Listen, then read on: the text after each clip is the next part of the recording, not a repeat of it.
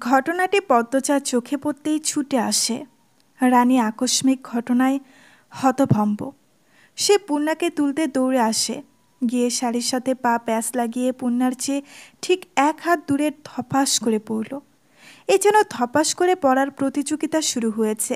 যুবকটি হাসবে নাকি সাহায্য করবে বুঝে উঠতে পারছে না। সেকেন্ড দুয়েক ভেবে মনস্থির করল, হাসা ঠিক হবে না, সাহায্য করা উচিত। কলপাত থেকে এক পা নামাতেই পদ্মচা চলে আসে, পূর্ণাকে তোলার চেষ্টা করে। যুবকটি রানীকে সাহায্য করে ওঠার জন্য। পদ্মচা উদ্বিগ্ন হয়ে পূর্ণাকে প্রশ্ন করল, খুব ব্যথা পেয়েছিস? পূর্ণার মুখ ঢেকে আসে রেশমি ঘন চুলে, আর চোখে একবার যুবকটিকে দেখল, এরপর মিনমিনিয়ে বলল, না। ফরিনা ছুটে এসে বললেন, এটা কেমনে হইল? এই সেরি এমনে আইলো কেন? ও সেরি, কোনখানে দুঃখ পাইছ? পূর্ণা নরম কণ্ঠে বলল, চাচি ব্যথা পাইনি। পাওনি মানে কি?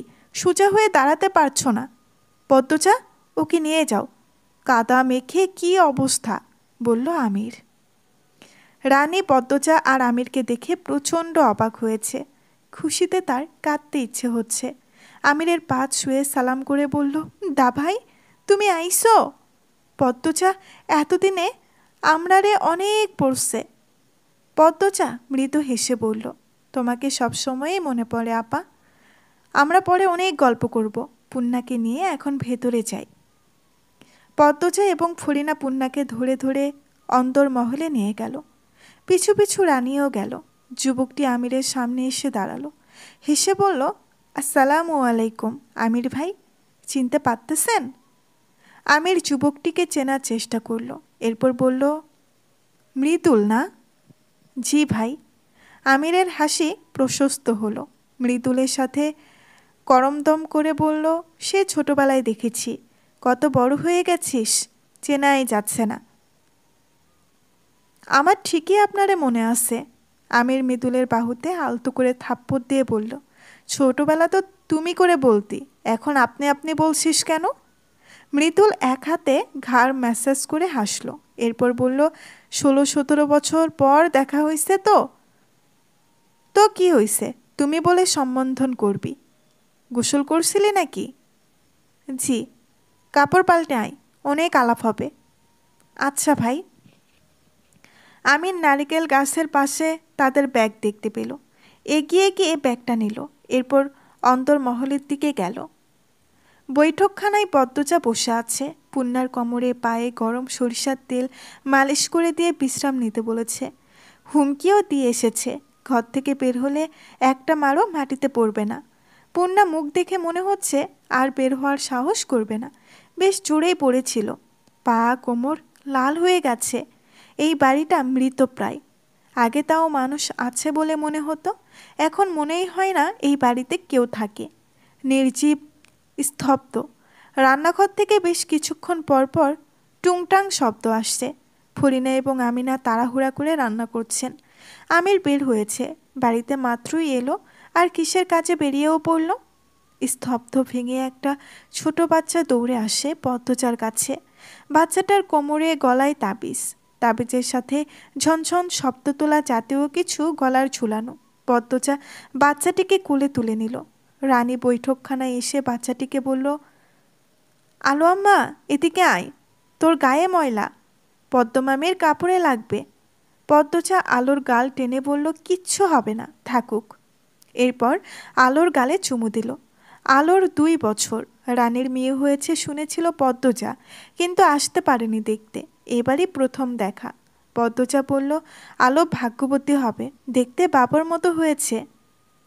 বাপের মতো হয়েছে কথাটি শুনে রানীর মুখ কালো হয়ে যায়। তার প্রথম বাচ্চা মারা যাওয়ার 1 বছরের মাথায় সমাজের নিন্দা থেকে বাঁচাতে খলিল হাওলাদার রানীর জন্য পাত্র খুঁজতে থাকলেন, কিন্তু কেউই রানীকে বিয়ে করতে চায় না। সবাই জেনে গিয়েছিল রানী অবৈধ সন্তান জন্ম দিয়েছে। এরপর বাচ্চাটা মারাও গেল। কোনো পরিবার রানীকে ঘরের বউ করতে চাইছিল না। এদিকে বিয়ে দিতে না পেরে সমাজের তোপে আরও বেশি করে পড়তে হচ্ছিল। খলিল হাওলাদার পিতা হয়ে রানীকে ফাঁস লাগিয়ে মারতে চেয়েছিলেন। তখন মজিদ হাওলাদার মদনকে ধরে আনলেন। মদন মগার বাবা মা নেই, 2 ভাই এই বাড়িতেই ছোট থেকে আছে। এই বাড়ির সেবার কাজে নিযুক্ত। বাধ্য হয়ে মদনের সাথে বাড়ির মেয়ের বিয়ে দেওয়া হয়। মদন কামলা থেকে ঘর জামাই হয়। রানী মন থেকে মদনকে আজও মানতে পারেনি, কখনো পারবেও না। ঘৃণা হয় তার। মাঝে মাঝে আলোকেও তার সহ্য হয় না। আলোর মুখটা দেখলেই মনে হয় এই মেয়ে মদনের মেয়ে, কামলার মেয়ে। আলো আধো আলো স্বরে বলল, নান্না নান্না। পদ্মজা আদুরে কণ্ঠে বলল, নানুর কাছে যাবে? আলো পদ্মজার কোল থেকে নামতে চাইল। পদ্মজা নামিয়ে দিল। আলো দৌড়ে রান্নাঘরে যায়। রানী বলল, আম্মার জন্য পাগল এই সেরি, সারাবেলা আম্মার লগে লেপটাইয়া থাকে। তুমি নাকি আলোকে মারধর করো? রানী চমকালো, প্রশ্ন করল, কেলা কইছে? শুনেছি। আলো একটা নিষ্পাপ পবিত্র ফুল, ওর কি দোষ? রানী চুপ করে রইল। পদ্মজা বলল, সব রাগ এইটুকু বাচ্চার উপর ছাড়া ঠিক না আপা। আমার কষ্টটা বুঝবা না পদ্মজা। বুঝছি, এতটা অবুঝ না আমি। আলো মদন ভাইয়ার মেয়ে এটা ঠিক, কিন্তু তোমারও তো মেয়ে। তোমার গর্ভে ছিল, তোমার রক্ত খেয়েছে 10 মাস। আমি কি আমার শরীরে ভালোবাসি না? বাসি। মাঝে মাঝে খুব রাগ হয় জানো পদ্মজা। আব্দুল ভাইয়ের কথা মনে হইলেই আমার সব অসহ্য লাগে। একলা একলা কান্দি। তখন আলো কানলে আমি ওরে 1-2টা থাপ্পড় মারি। পরে আফসোস হয়, কেন মানলাম সেরিটারে, ও তো আমারই অংশ। নিজেকে নিয়ন্ত্রণ করার চেষ্টা করো। নিয়তির উপর কারো হাত নেই। অতীত ভুলতে বলবো না, কিছু অতীত ভোলা যায় না, কিন্তু চাইলে এই পরিস্থিতির সাথে মানিয়ে বাঁচা যায়। নিজেকে মানিয়ে নাও। আলোর প্রতি যত্নশীল হও। মানুষের মতো মানুষ করো। একটা মেয়েকে নিয়ে সমাজে বাঁচা যুদ্ধের মতো। গোড়া থেকে খেয়াল দাও। তোমার কথা শুনলে বাঁচার শক্তি পাই পদ্মজা। পদ্মজা হাসল। বৈঠকখানায় আমির এসে প্রবেশ করল। তার পিছু পিছু মৃদুল। মৃদুলকে দেখে রানী হাসল। পদ্মজাকে দেখিয়ে বলল, এই যে, এইটা হয়েছে পদ্মজা, তোর ভাবি। মৃদুল পদ্মজাকে সালাম করার জন্য ঝুঁকতেই পদ্মজা বলল, না না, কোনো দরকার নেই, বসুন আপনি। মৃদুল বসল। এরপর পদ্মজাকে বলল, আপনার কথা অনেক শুনেছি, আজ দেখার সৌভাগ্য হলো। আমির পদ্মজাকে বলল, ওর নাম মৃদুল, রানীর মামাতো ভাই। ছোটবেলা আমাদের বাড়িতেই কয়দিন পর পর আসতো। যখন 8-9 বছর তখন দূরে চলে যায়, আর দেখা হয়নি। চাইলেই দেখা হতো, কেউ চায়নি, তাই দেখাও হয়নি। কোথায় থাকেন জানতে চাইল পদ্মজা। জি ভাবি, রামপুরা। রামপুরার কথা পদ্মজা শুনেছে। তাদের জেলার শহর এলাকার নাম রামপুরা। সবাই চিনে এই এলাকা। ছেলেটার চেহারা উজ্জ্বল চকচকে, হাসি খুশি। আলাপে আলাপে জানতে পারল মৃদুল পদ্মজার চেয়ে 2 বছরের বড়। মেট্রিক ফেল করার পর আর পড়েনি। মিয়া বংশের ছেলে। কথাবার্তায় শুদ্ধ অশুদ্ধ 2 রূপই আছে, আর ভীষণ রসিক মানুষও বটে। খাওয়া দাওয়া শেষ হওয়ার পর পদ্মজা দোতলায় গেল। সাথে আমির রয়েছে। নূরজাহান বেশ কয়েক মাস ধরে অসুস্থ। শরীরে জায়গায় জায়গায় ঘা। চামড়া থেকে দুর্গন্ধ বের হয়। সারাক্ষণ যন্ত্রণায় আর্তনাদ করেন। নূরজাহানের ঘরে ঢুকতেই নাকে দুর্গন্ধ লাগে। পদ্মজা নাকে রুমাল চেপে ধরে। নূরজাহান বিছানার উপরে শুয়ে আছেন। সময়ের ব্যবধানে একেবারে নেতিয়ে গিয়েছেন। বয়সটা যেন কয়েক গুণ বেড়ে গেছে। হাড্ডি ভেসে আছে। লজ্জাস্থান ছাড়া পুরো শরীর উন্মুক্ত। একপাশে লতিফা দাঁড়িয়ে আছে। নূরজাহানের মাথার কাছে একজন কবিরাজ বসে রয়েছেন। একটা কৌটা থেকে সবুজ দেখতে তরল কিছু নূরজাহানের ক্ষত স্থানগুলোতে লাগাচ্ছেন। পদ্মজা নূরজাহানের বাম পাশে গিয়ে দাঁড়ালো। নাক থেকে রুমাল সরিয়ে দুর্গন্ধের সাথে মানিয়ে নেওয়ার চেষ্টা করলো। ডাকলো, দাদু দাদু, শুনছেন? নূরজাহান ধীরে ধীরে চোখ খুললেন। পদ্মজা প্রশ্ন করল, খুব কষ্ট হয়? কোথায় কোথায় বেশি যন্ত্রণা হয়? নূরজাহান শুধু তাকিয়ে রইলেন। চোখ বেয়ে জল গড়িয়ে পড়ল। পদ্মজার বুকটা হা হা করে উঠল। বয়স্ক একজন বৃদ্ধা কত কষ্ট করছে।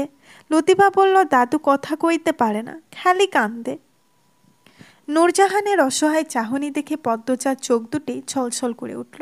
সে নূরজাহানের মাথায় হাত বুলিয়ে দিয়ে বলল, আল্লাহর নাম স্মরণ করেন, ইনশাল্লাহ সব ঠিক হয়ে যাবে, ধৈর্য ধরুন। তারপর লতিফাকে বলল, ভালো করে খেয়াল রেখো ওনার। আমির বেশ অনেকক্ষণ নূরজাহানের সাথে কথা বলল। নূরজাহান জবাব দেন না, শুধু উ আ শব্দ করেন। আমিরের দুই চোখ বেয়ে জল পড়ে। পদ্মচার ভালো লাগে না দেখতে। সে আমিরকে বুঝিয়ে শুনিয়ে বাহিরে নিয়ে আসে। বারান্দা পেরোনোর পথে রুম্পার ঘরের দরজা খোলা দেখলো পদ্মচা। যাওয়ার সময় তো বন্ধই ছিল।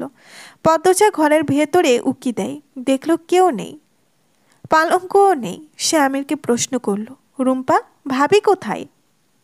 আমিরও এসে উকি দিল, খালি ঘর। সে অবাক স্বরে বলল, জানি না তো। পদ্মজা চিন্তায় পড়ে গেল। হেমলতা মারা যাওয়ার পর গ্রামে আর থাকেননি, শহরে ফিরে যায়। 1 মাসের মাথায় জানতে পারল সে গর্ভবতী। গর্ভাবস্থার প্রথম 5 মাস খুব খারাপ যায়। প্রতি রাতে হেমলতাকে স্বপ্নে দেখত। 6 মাসের শুরুতে ফরিনা নিয়ে আসেন গ্রামে। এই সময় পদ্মচার একজন মানুষ দরকার, কাছের মানুষের দরকার। তাই আমিরও নিষেধ করেনি। তার মধ্যে আবার মারা গেলেন মোর্শেদ। পদ্মচা আরও ভেঙে পড়ে। কাছের মানুষের সহযোগিতায় বাচ্চার কথা ভেবে নিজেকে শক্ত রাখার চেষ্টা করে, সফলও হয়। তখন পদ্মচা অনেকবার চেষ্টা করেছে রুম্পার সাথে দেখা করার। মদন আর নূরজাহান নজরের বাইরে গিয়ে কিছুতেই সম্ভব হয়নি। এরপর কোল আলো করে এলো ফুটফুটে কন্যা। পদ্মচা তারপরেও চেষ্টা চালিয়ে গেল।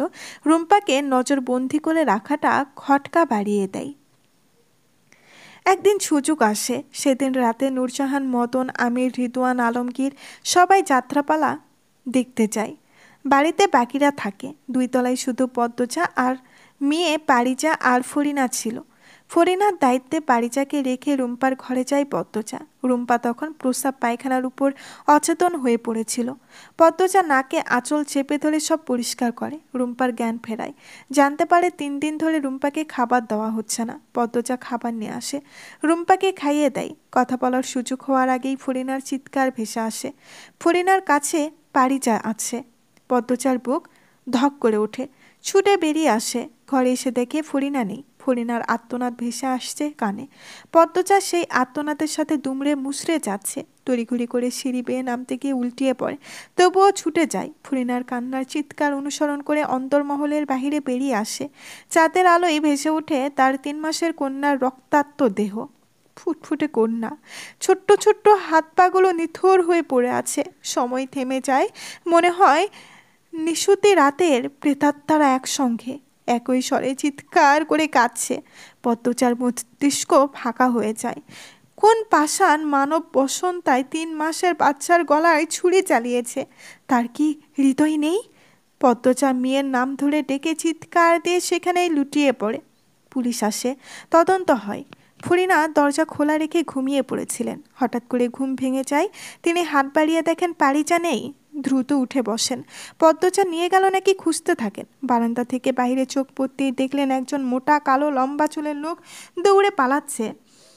খালি জায়গায় কাঁথা মোড়ানো কিছু একটা পড়ে আছে। ফরিনা ছুটে বাহিরে আসেন। নাতনির রক্তাক্ত দেহ দেখে চিৎকার শুরু করেন। পুলিশ কোনো কিনারা খুঁজে পাননি। এরপরের দিনগুলো বিষাক্ত হয়ে ওঠে। পদ্মচা মাঝরাতে চিৎকার করে কেঁদে উঠত। খাওয়া দাওয়া একদমই করতো না। মাঝরাতে মেয়ের কবরে ছুটে যেত। আমির পদ্মচাকে নিয়ে হাওলাদার বাড়ি থেকে দূরে সরে আসে। প্রায় 1 বছর পদ্মচা মানসিকভাবে বিপর্যস্ত ছিল। এরপরে বুকে ব্যথা নিয়েই স্বাভাবিক জীবনে ফিরে আসে। মনে মনে প্রতিজ্ঞা করে একদিন ফিরবে অন্তরপুর। সেই নিষ্ঠুর খুনিকে শাস্তি দিবেই। জানতে চাইবে কিসের দোষে তার 3 মাসের কন্যার বলি হলো। কেউ জানুক আর নাই বা জানুক, পদ্মচা জানে হাওলাদার বাড়িতে আসার প্রধান উদ্দেশ্য পারিজার খুনিকে বের করা। সে শতভাগ নিশ্চিত এই বাড়িতে কেউ না কেউ জড়িত এই খুনির সাথে। শুধু বের করার পালা। পুরনো কথা মনে পড়েই পদ্মচার 2 চোখ বেয়ে জল গড়াতে থাকলো। আমি জল মুছে দিল। এরপর বলল, বোধহয় 3 তলায় রাখা হয়েছে। পদ্মচা 3 তলার সিঁড়ির দিকে তাকালো। শুনেছে 3 তলার কাজ নাকি সম্পূর্ণ হয়েছে, অনেকগুলো ঘর হয়েছে। সে আর কথা বাড়ালো না। এখন গোসল করা উচিত, আজান পড়বে। আজ রাত থেকেই সে নিশাচর হবে। 1 মুহূর্ত কষ্ট না করে সব রহস্য জাল কাটাতে হবে। এটাই তার নিজের সাথে নিজের প্রতিজ্ঞা। আমির ডাকলো, কি হলো, কি ভাবছো? পদ্মচা আমিরের দিকে একবার তাকালো, এরপর চোখ সরিয়ে নিয়ে বলল, কিছু না, ঘরে চলুন। কিছু তো ভাবছিলে? এতদিনের জন্য আসছি গ্রামে, চাকরিটা থাকবে তো? থাকবে না কেন? রফিক কতটা সম্মান করে আমাকে দেখনি? আর তোমার যোগ্যতার কি কমতি আছে? যেখানে ইচ্ছা সেখানেই চাকরি হবে। পদ্মচা থমকে দাঁড়ালো। আমিরের দিকে তাকিয়ে হেসে বলল, আপনি যেখানে ইচ্ছা সেখানে চাকরি করতে দিবেন? আমির হেসে বলল, তা অবশ্য দেব না।